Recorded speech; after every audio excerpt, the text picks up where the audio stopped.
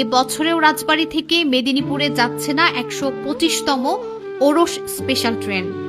ভারতের পর্যটন ভিসা বন্ধের কারণে রাজবাড়ী থেকে এ বছরেও ভারতের মেদিনীপুরে যাচ্ছে না ১২৫তম ওরস স্পেশাল ট্রেন।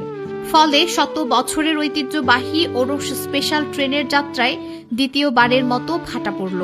আগামী ১৭ ফেব্রুয়ারি রাতে ভারতের মেদিনীপুরে ১২৫তম বার্ষিক ওরস শরীফ অনুষ্ঠিত হবে। জানা গেছে ২০২৪ সালের গত ৫ই আগস্ট ছাত্র জনতার গণ অভ্যুত্থানে শেখ হাসিনা সরকারের পতনের পর থেকে নিরাপত্তাজনিত ইস্যু সহ বিভিন্ন কারণে পর্যটন ভিসা বন্ধ রেখেছে ভারত সরকার।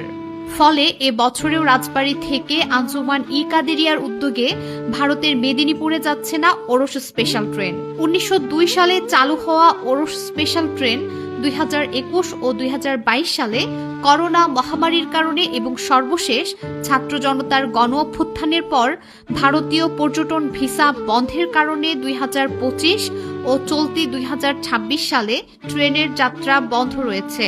সংশ্লিষ্ট সূত্রে জানা গেছে, সর্বশেষ ২০২৪ সালে ভারতের মেদিনীপুরে অনুষ্ঠিত ওরসে রাজবাড়ী আঞ্জুমান ই কাদেরিয়ার উদ্যোগে বাংলাদেশি মুরিদদের যোগদানের জন্য রাজবাড়ী থেকে একটি স্পেশাল ট্রেন ছেড়ে যায়। সিদ্ধান্ত অনুযায়ী ভারত থেকে আসা ২২টি সাধারণ বসার কোচ ও ২টি প্রতিবন্ধীদের জন্য দ্বিতীয় শ্রেণীর লাগেজ কোচের সমন্বয়ে মোট ২৪টি কোচের স্পেশাল ট্রেনে ২,২৫৭ জন বাংলাদেশি ওরস যাত্রী মেদিনীপুরে যায়।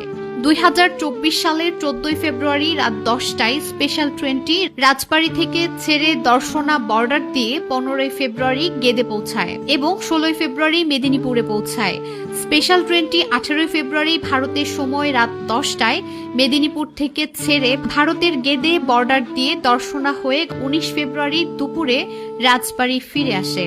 রাজবাড়ী আঞ্জুমান ই কাদেরিয়ার ভারপ্রাপ্ত সভাপতি নাসিম শফি জানান, পশ্চিমবঙ্গে মেদিনীপুরে নূরনবী হজরত মোহাম্মদ সাল্লাল্লাহু আলাইহি সাল্লামের ৩২তম ও বড় পীর গাউসুল আজম হজরত আব্দুল কাদের জিলানী আলাইহিস সালামের ১৯তম অধস্তন পবিত্র বংশধর আলী আব্দুল কাদের শামন্ডল কাদের হজরত সৈয়দ শাহ মোরশেদ আলী আল কাদেরি আল হাসানি আল হুসাইনি আল বাগদাদি আল মেদিনীপুরি আলাইহিসসালাম মশহুর নাম মওলা পাকের ১২৫তম বার্ষিক পবিত্র ওরস আগামী ১৭ ফেব্রুয়ারি দিনগত রাতে মেদিনীপুরে জোড়া মসজিদে অনুষ্ঠিত হবে। বাংলাদেশ ও ভারত সরকার যৌথভাবে ১৯০২ সাল থেকে এই স্পেশাল ট্রেনটি চলাচলের ব্যবস্থা করে আসছে।